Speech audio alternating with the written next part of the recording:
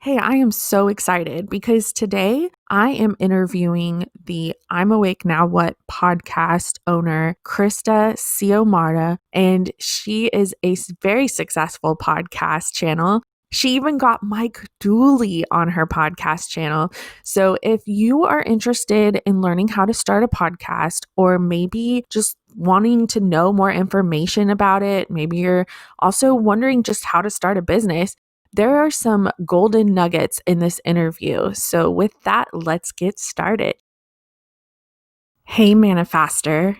I'm Jacqueline Johnston, the creator of Manifest It and the author of the best-selling books, Don't Feel Stuck. Do you want to know how to manifest faster?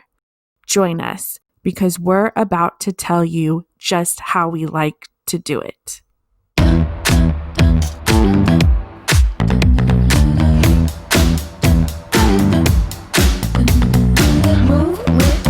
Shake it up, stop when the clock hits 13. Sing 1, 2, 3, 4.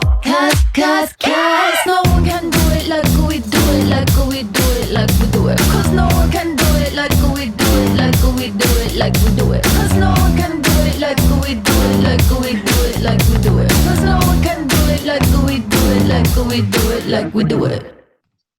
Hey, Krista, how are you doing today?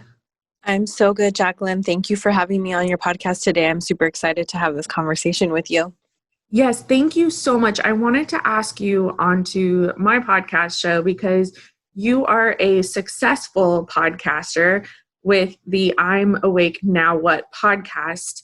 And I really wanted to get your, pick your brain, get your tips and methods because podcasting is becoming, it's been around for a couple of years, but I'll be honest, I just started listening to podcasts myself in March. And so, and we're recording this in August. So I've only listened to podcasts a few months, but I know that it's been around a couple of years and it's continuing to grow. And it's a medium that is continuing to make more and more money for people. So I really, really just want to know all of your tips and tricks and methods because the audience who listens to my podcast, they either just started their own business in whatever industry, or they're inspired to start their own business and maybe they're just not really quite sure how to do it. And I thought, you're the perfect person for the podcast area. And so, tell me about your show, I'm Awake Now What podcast, and how did you start it? What's your mission? Yeah, and I just want to mention something before I go into the genesis of my podcast is that the growth sector for podcast is averaging about 42% a year, meaning that 42% more people are producing and creating podcasts. And in terms of monetary return, what that actually means, they're predicting about $1 billion in revenue of podcasts by the end of 2021. So there is money to be made. There is this growing zest for podcasting, and people are so creative in podcasting. So just want to hit the listeners with that first, to just know that, like, if you're thinking about doing it, like, now is the time to start because it's only going to get bigger and more competitive. So you might as well get in there now, even if you don't have everything all ironed out. Yeah, because that's basically what I did. I just started my podcast right now. I'm learning everything as I go. And yeah, and I will say though, I had started recordings like a few months ago, but I decided, you know what, I'm going to go all in. I'm going to jazz it up, make it fancy. And it doesn't cost much money. It's pretty cheap. And even to get like a licensed jingle, I think I paid like $50 for it. So I just decided I'm going to revamp Manifest It and I'm going to do like a real podcast show. And I really enjoy it. So tell me about yours. Like, how long have you had your show? Who's it for? What's your mission? Yeah, so I created I'm Awake Now What as a podcast that focuses on the cross-section of spirituality and personal development. And the mission of the podcast is to act as like an audio community for people who are on the path of awakening or walking away from their religion of origin, and giving them ideas, stories, and tools that they can take into their own life and use and contemplate and practice. If anyone goes and listens to our interview that you and I did for my podcast, I told you that the inception of the podcast originally was because as I started to delve into my own awakening, I didn't know what was next. So that's why the podcast is called like, I'm awake, now what? So you wake up in your own spiritual growth and your own personal development. And there's some additional steps that have to be taken and you need support in those steps. So I'm bringing people on the podcast like you and, leaders in the spiritual community, leaders in the mindfulness community, leaders in on spiritual entrepreneurship and personal development, and have them share their stories with my audience so the audience can then integrate those lessons, those wisdoms into their own individual lives.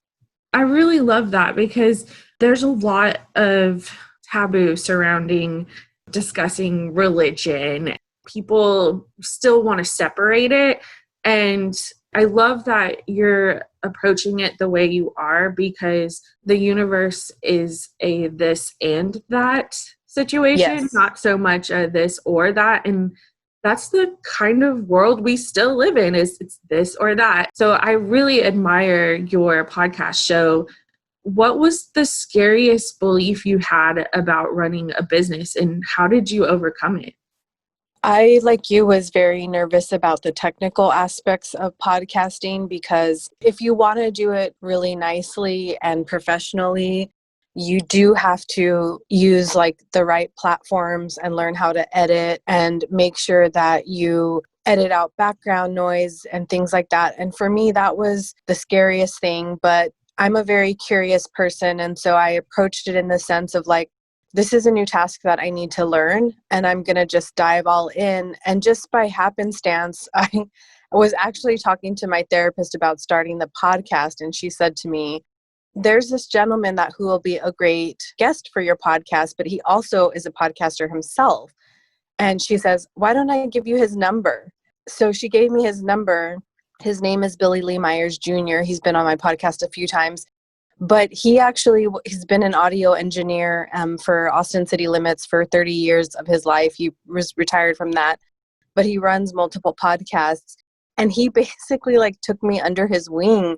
And so in the vein of your manifesting industry and everything that goes along with that, I feel like I just said to the universe, like, I need to learn how to do this thing.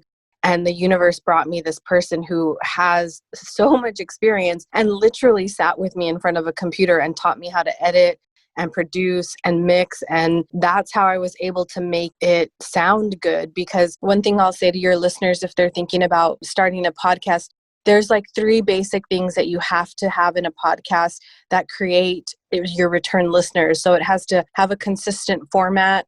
It has to have a consistent release date. And the audio has to sound really crisp.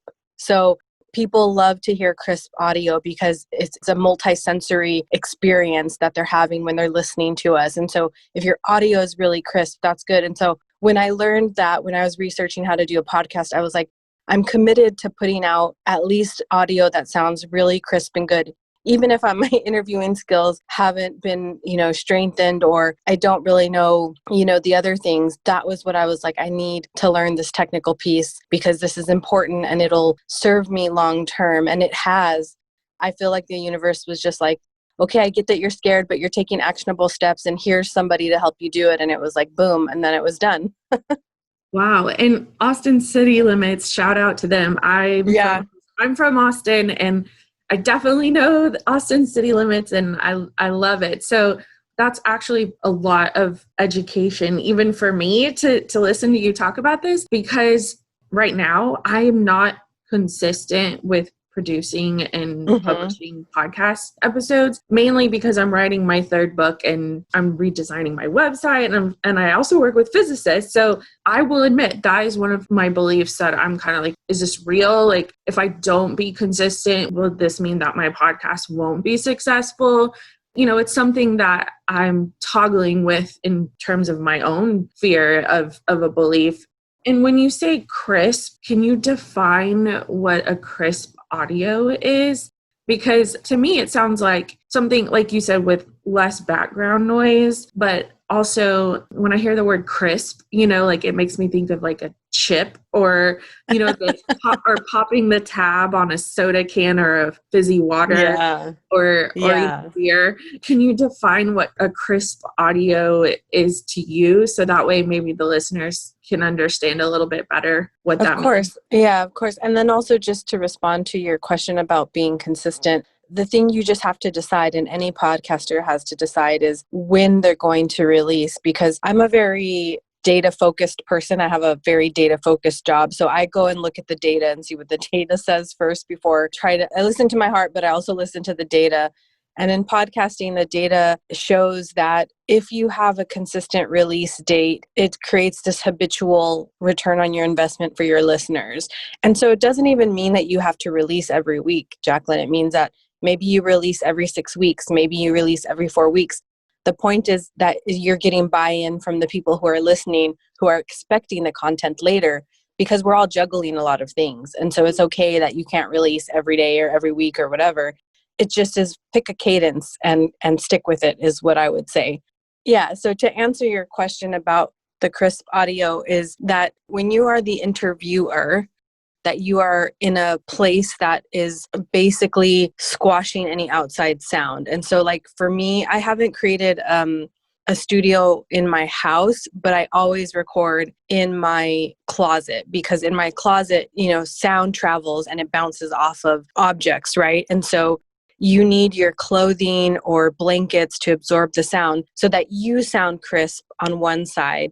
And then on the other side is, I always encourage people to not record, if they can, on third-party platforms, because it's using internet audio, which sometimes there's delay and sometimes you can't actually engage in full time. I noticed with Zoom, I do have to do some interviews with Zoom. If I try to respond, the audio gets jumbled with my person. So then that means that when you go to edit that podcast, you're going to have to break out both of those tracks, pull out your voice, pull out their voice, and it's really time consuming. So from like an efficient, productive level, it's ideal if you can record phone to phone or on a podcast app on your phone. That makes sure that there isn't that interruption in dialogue.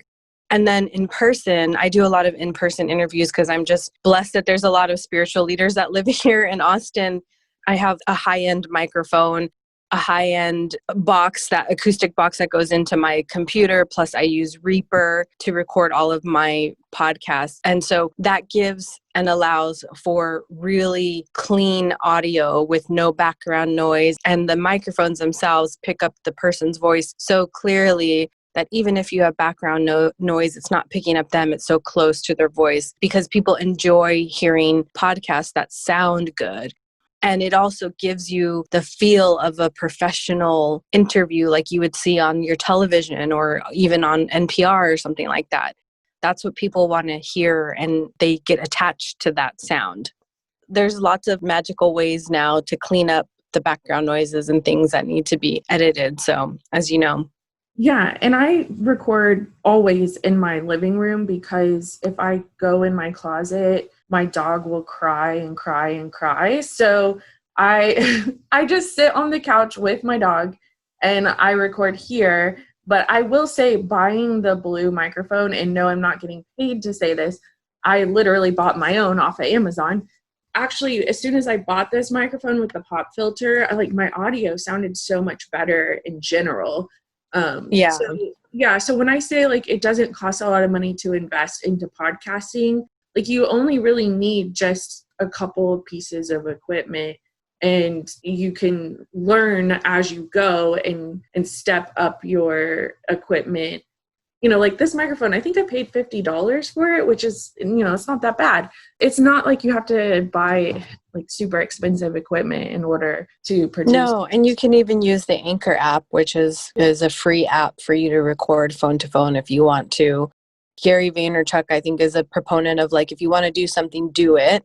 Yeah. You can improve and change later. Don't let perfection be the enemy of the good. There's lots of ways to not spend a dime doing a podcast and just basically start recording off of an app.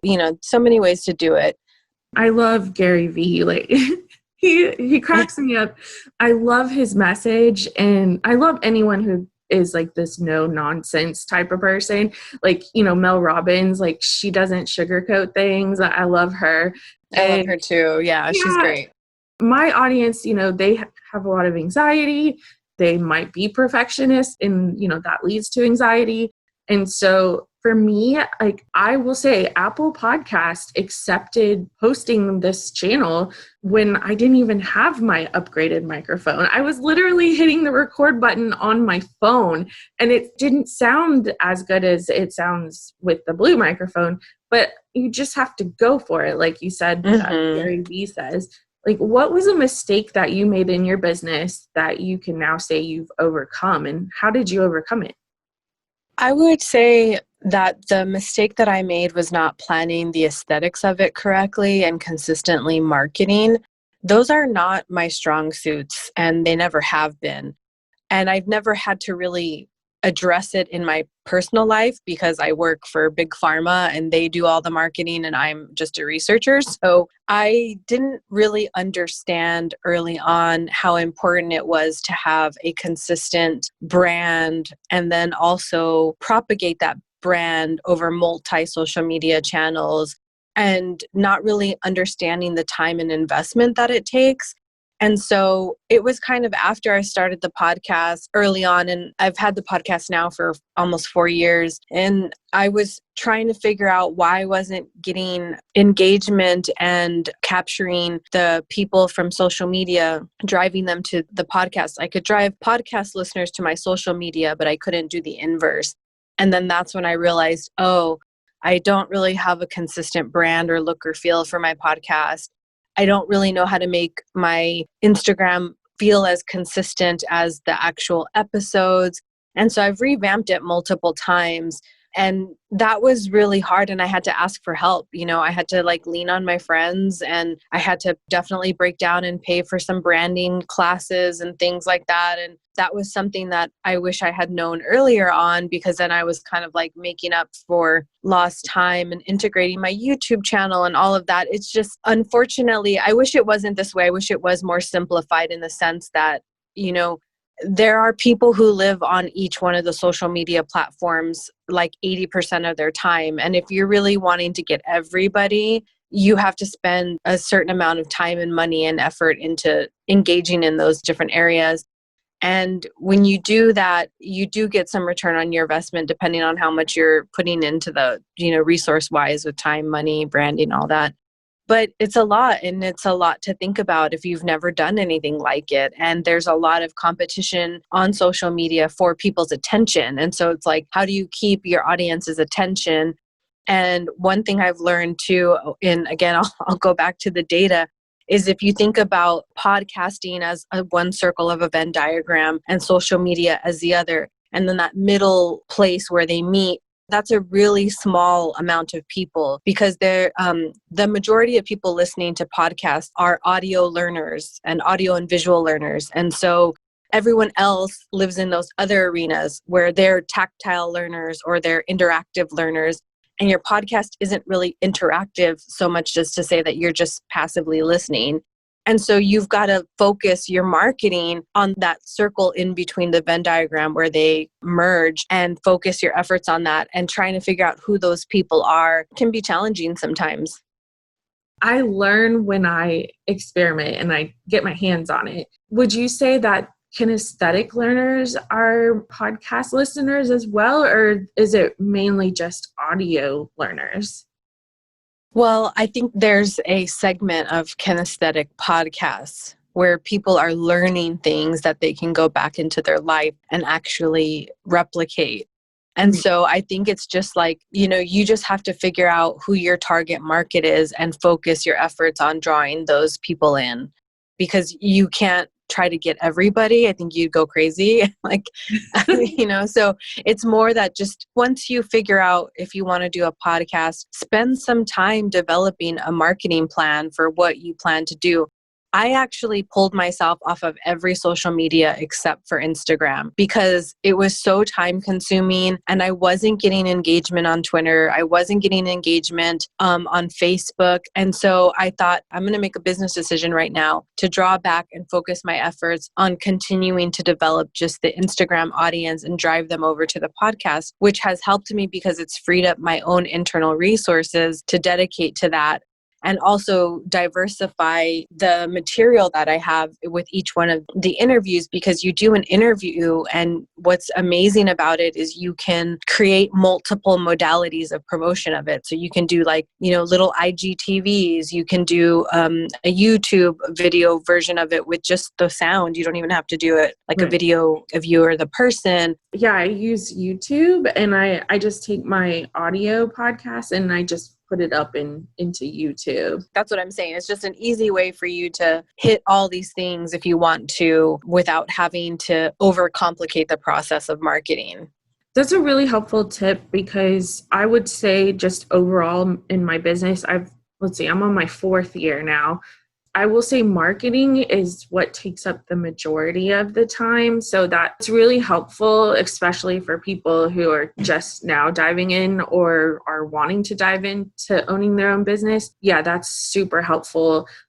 You said you've had your podcast for 4 years. What is your proudest moment that your podcast show or you yourself have experienced so far? I mean, definitely producing my first show was a big feat in and of itself.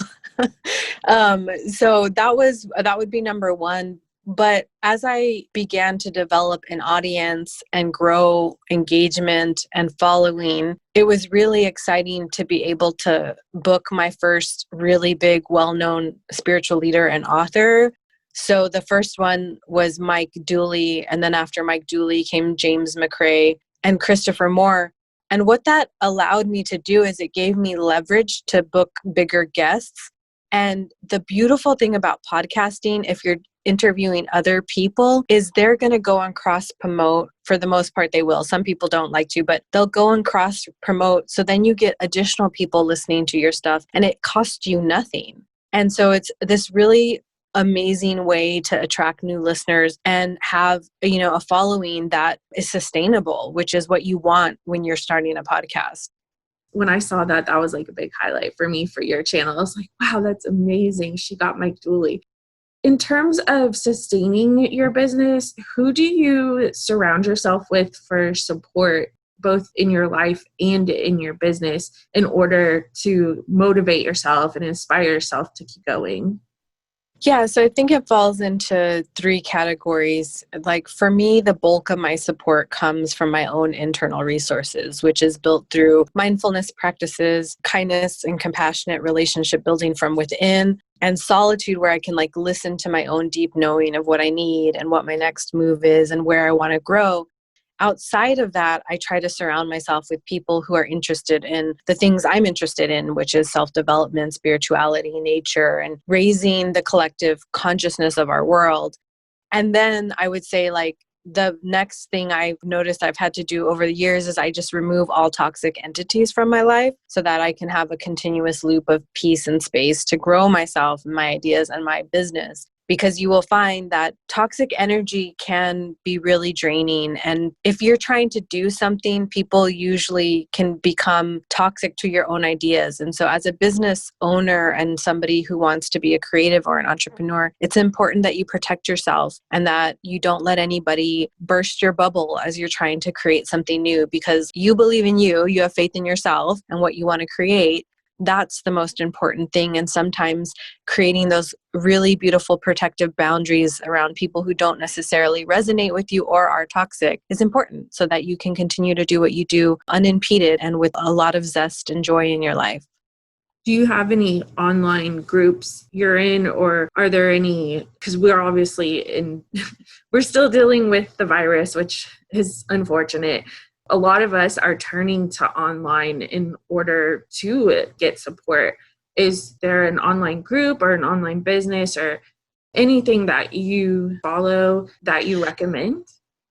if you're talking specifically about podcasting, there are a great deal of podcasting groups that allow you to bounce questions off of, get technical support, things like that.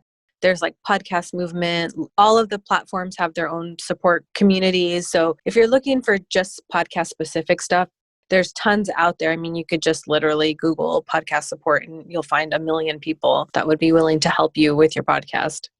That's great advice. Thank you. In terms of going forward, because you obviously have a successful podcast show now, how do you approach obstacles in your business or even in your life? How do you face them and how do you get through them?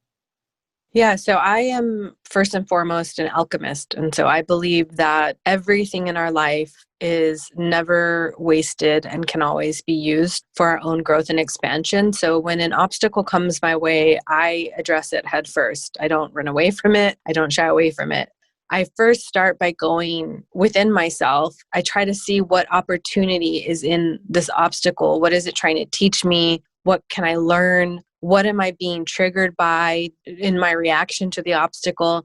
And then as soon as I've found the answers to those questions, then I move into an empowered state where I start to brainstorm about creative solutions that I can use to solve this problem for myself. I think a lot of the times in our society, it's easier for us to just get overwhelmed by challenges because we've had, especially here in America, a long time span of prosperity and hardly anything terrible has happened since, at least this pandemic is our most recent one, but we've gotten extremely comfortable with being comfortable. And so sometimes when life gives us challenges or things are hard, it's easy for us to acquiesce to them and just let them run us over or give up. But those obstacles are what build our character and what make us strong, and any suffering in the form of whatever is an outlet for you to be able to become a more kind, strong, compassionate human being and will make you better. So yeah, face those obstacles, whatever they are, just head first. The TED Talks, Mel Robbins has her famous one about you're not fine. Like, why are you just allowing yourself to be fine? Yeah. And when I listened to that or watched it on YouTube and listened to what she was saying, I was like, yeah, that's true. Like, I'm not fine with being fine. Like I know we always say like, oh, I'm fine. Oh, it's fine. But really and truly, for me anyway, when I say it, it's me just saying, okay, I'll just settle for it. And sometimes, fine is fine, if it's something small and you just don't really care. But if it's something that is with regards to your life and the choices you make and even your career and your business and your love relationships, yeah, you don't want to be fine. So I love that you're saying, face those obstacles head on. And I do believe the same. Whenever I am faced with an obstacle, I'm so analytical. So I examine all the angles of it. And then I try to figure out the best, most logical way to approach it. But at the same time, I listen to what my soul, my intuition is telling me, because I don't want to take a logical approach and then be depressed about it. So yeah, so I'm like you, like I want to look at it all. I want to figure out, what is it trying to teach me, and what's the best decision going forward for the long run? Because yeah, a lot of people, they see things that are directly in front of them and they're not thinking about 5 years down the road. And I completely concur with you about that. So I just want to know, what's your best law of attraction advice for the listeners in helping them to manifest everything that they want in their lives and for their careers? One of the things that I like to tell everybody and remind them is that we are so powerful and we have so much agency of what unfolds in our lives. And for centuries, because of the popularity of Abrahamic religions, we've been taught to hand over our power to God, and that we're always at the mercy of God. And whatever comes into our life is because this God deigned it so, and that we should just be grateful. But what's beautiful about the shift that's happening and people understanding the law of attraction is that we're shifting away from that old truth and into a new one that is like way more powerful and way more true. And manifesting, for me, it's about co-creating with God, the universe, our own inner divinity. And it means like syncing up our internal Bluetooth to God so that we can like work together as a team and create like the most beautiful version of what we dream about, what we imagine, and what we hear in like the quietness of our heart that is dying to be seen and heard. And so my advice to your listening audience is that first and foremost, start listening to your inner voice that is creative and wild and has all these beautiful ideas. And write those ideas down and try to like uncover a theme or a pattern or a project that can come out of them. And then start asking yourself, what do you need to do to make these things come true that will align with your innermost desires and your highest self to help bring this into tangible form, this dream that you have? And then as you're trying to align yourself with your dreams is to trust yourself and trust in the process that you can do whatever you put your mind to, and you can't allow any old conditioning to come into your mind. For me, like one of the things that has been really comical about my own personal growth journey is I heard for decades universal truths and I just never believed them. And manifesting is a universal truth. And the principles of manifesting have been articulated by like so many great minds in so many great and beautiful different ways. But distilled down to what manifesting is that it's, that we live in a world of wonder that's excited to co-create with you and it's ready to help you and willing to move tangible obstacles out of your way to answer that question that lives in your heart, so long as you're ready to walk in the direction of, action, confidence, clarity, and faith. And I heard this constantly and I never believed it. And I would say my first leap of faith was leaving my religion of origin to go figure out what I believed in. And the universe and God, whatever you call it, it kept meeting me every step of the way. And same thing with my podcast, like I talked about at the beginning of this interview, is that I said I wanted to do this thing. It was in my heart. It was something I was desiring, to be in community with other people in this way, in this really specific way. And the universe like moved everything out of my way. And then it brought everything to me I needed in order to see this dream come true. And so manifesting is not just a lofty idea. It's true principles. It's true, tangible action happening, response to what we're deciding within us wants to be made real. And to just remember that when you're wanting to manifest, it's legit. It's no joke. Yeah. My whole thing is, if you want something to manifest more quickly, then write it down. And I totally believe that. And that's why I call it manifest faster, because I write it down. And when I write it down, I write into reality. It's a really powerful thing to have as a human being, because a lot of people, not everyone, but a lot of people think that, there's some kind of trick or secret method that you have to do in order for the universe to respond. But really and truly, it's learning how to trust yourself and learning how to believe in yourself. And then the universe responds because it reflects to you what you put out there. So 100%. Yeah. So I'm so glad that you came on here to talk with me today. And I'm so proud of your podcast show. I think it's amazing. Thank you so much, Krista, for coming on. Is there a website or a social media handle that people can go to follow you? Yeah, you can head over to the podcast website. It's www.ianwpodcast.com. There's like my blog. You can buy podcast swag. There's excerpts from interviews there. And then I'm just on Instagram, like I said. So it's IANW Podcast on Instagram is where you can find me. All right. And again, the show is called I'm Awake Now What? And that's why she has the acronym. Yeah, it was too long to try to write. I learned it early on. So yeah, it's an acronym for I'm Awake Now What?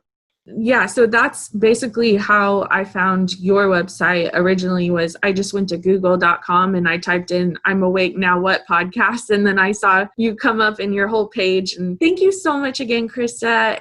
I hope that you have a wonderful day, and I hope that this helps a lot of the listeners out there.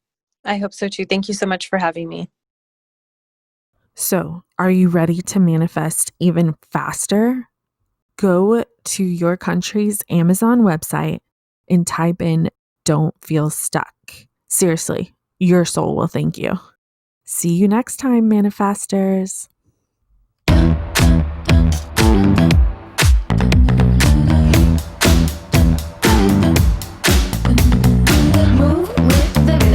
it up, stop when the clock hits 13. Sing 1, 2, 3, 4. Cause no one can do it like we do it, like we do it, like we do it. Cause no one can do it like we do it, like we do it, like we do it. Cause no one can do it like we do it, like we do it, like we do it. Cause no one can do it like we do it, like we do it, like we do it.